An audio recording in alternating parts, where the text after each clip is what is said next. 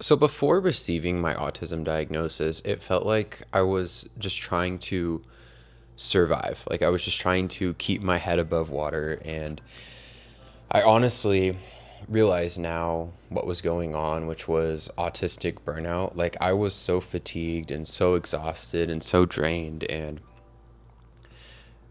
I think one of the main reasons for that was because the way that I was living my life wasn't supportive of my needs. Frankly, because I didn't really know what my needs were at that time. And then when I received my autism diagnosis and when I started to learn more about autism and how it affects me and uh, what my different sensory needs are and different things like that, I feel like I've been able to kind of restructure my life and redesign my life in a way that really supports me. And so I made a list here on my laptop of just a few different ways that I've designed my life to be supportive of my autistic brain. And I think by incorporating these things into my life, it has really helped me feel less fatigued all the time, less burnt out, and more like I can actually find ways that I can thrive and where I no longer feel like I'm just trying to survive. And so I don't think that all of these things are going to resonate with you or work for you because we're all unique people and we all have unique needs and different interests and things like that. But I think that there might be a few that you can take and I guess kind of start to incorporate it into your life. And so the first thing that I have on my list is understanding like what I have capacity for and really taking note of what I have capacity for. And I think that this is a really long process of just trying to figure out what things drain me, what things overwhelm me, what things like fill me up and help me recharge.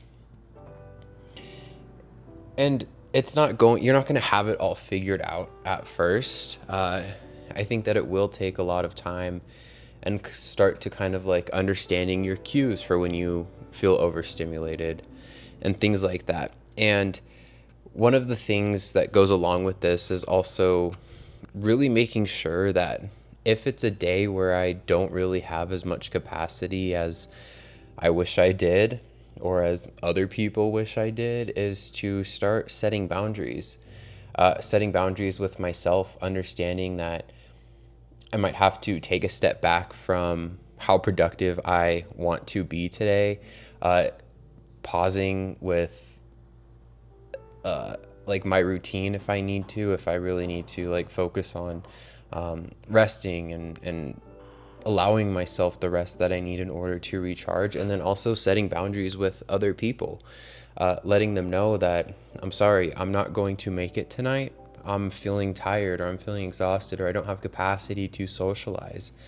And again, those things are also a practice because I think if we're not used to setting boundaries and if we're not used to paying attention to what our needs are, it's a process and it's a practice and it definitely takes time, but I feel like I'm slowly getting there and I'm slowly getting better at recognizing if, let's say, we have a dinner plan and if I'm starting to be more clumsy that day, if I'm a little bit more irritable that day, those are just some signs that tell me that I'm already at capacity. And so if I do something that's going to overstimulate me or overwhelm me or that isn't really part of my routine, then it's most likely going to push me over the edge. Maybe not in that moment, but maybe the days following, where I will have a much more challenging time with executive functioning, with doing the things that I need to do. And I will probably end up needing to have a rest day or a few rest days after that event. And it's just kind of recognizing like, okay, like what toll is this going to take on me, and is it worth the toll that it's going to take on me? And if not, saying no to it, or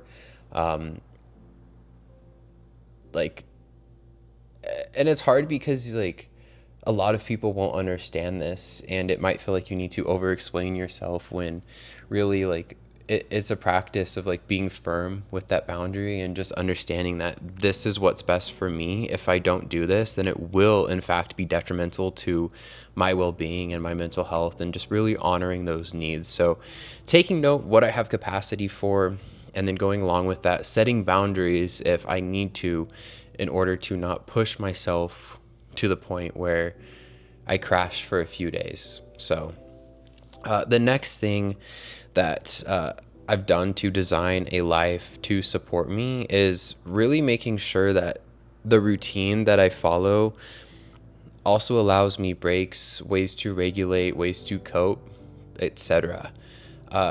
I know for me personally, with my autism, it also means that like I pretty much do the same things in the same order, pretty much at the same time every single day. And that just helps create a sense of certainty. It helps me feel regulated when I'm in my routine. And so my routine is incredibly important for me.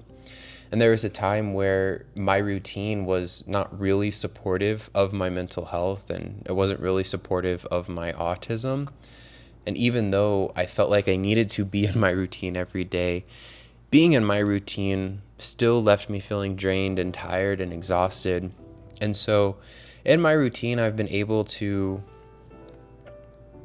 come up with different ways periodically throughout my day that sort of like help me regulate and help me like self-soothe and release whatever's going on before it gets to the point where it's too late, before I feel like I'm going to have a shutdown or a meltdown, or where I feel like, kind of like I mentioned before, where I feel like I'm going to crash for a few days. And just kind of having those things in place as sort of a preventative measure can also be really helpful. So, for example, I do my morning routine, and it's nothing crazy. I stretch for like 10 minutes, I meditate for 10 minutes, and that's it.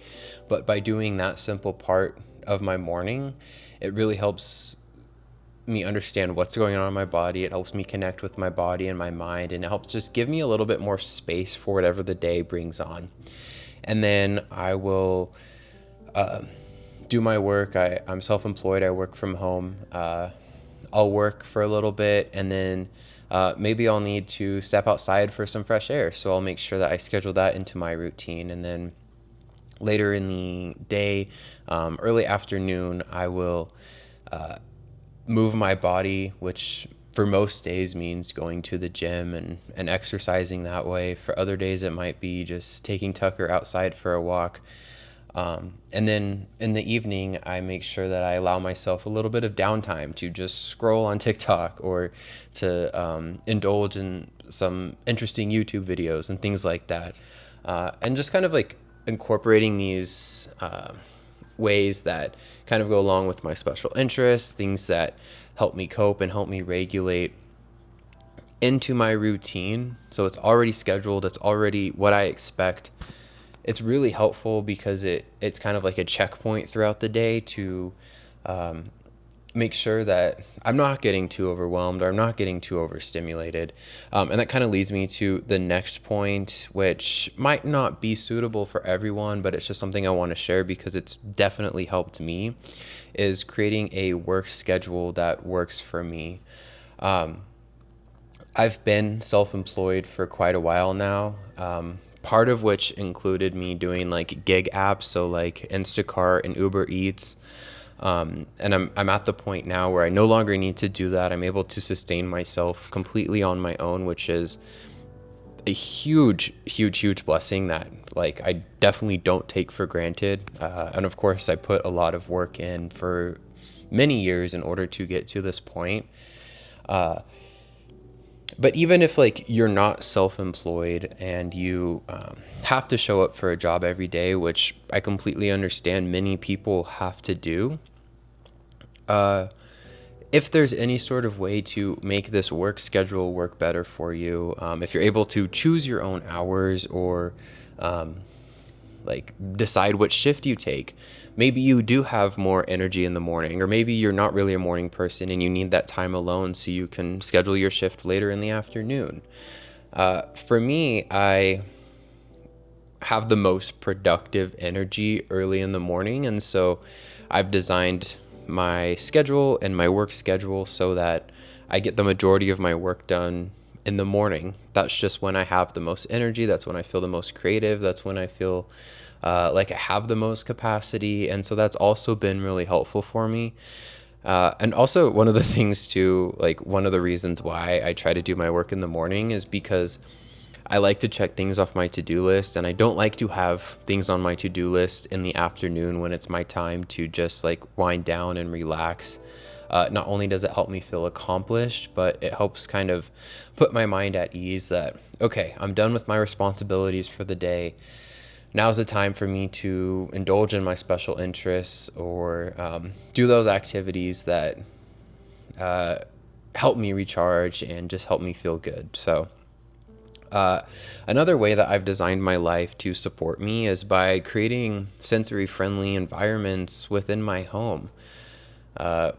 Using soft lighting, as you can see behind me. I also like natural lighting, so opening the windows during the day, but not using like the bright overhead lights. Those are the absolute worst. And then putting like different sensory tools in different rooms. So as you can see, I'm sitting under my Bearby weighted blanket here. We also have a sensory room back there that we've dedicated to, if we are feeling overstimulated, my fiance and I, we will utilize that room. We have like a human-sized dog bed in there, which we got as a gift, which is really fun. We used to have a trampoline in there. We also have like warm lighting in that room. And then just different like fidgets throughout the house. I keep my Camuso Shift breathing necklace, one in the bedroom, one over by my wallet and stuff, so that I always have access to that if I am feeling anxious. Also, like, I love having plants in my space, so I have lots of plants throughout the space. And I also don't really like clutter, so trying to make sure things are neat and organized. And just having like, even if it's not like throughout your own home, if you don't have the ability to do that, but if like you can just dedicate a little tiny space in wherever you live to have it be like your sensory safe space where you have your sensory tools, where it's where you can go if you just need a break, if you need some alone time, if you need a place to recharge, and like just somewhere where you can go to escape the overstimulating nature of the world that we live in. And then the last thing that I have on my list is in regards to really making sure that like I'm taking care of my mental health and that I'm finding different ways to support my mental health.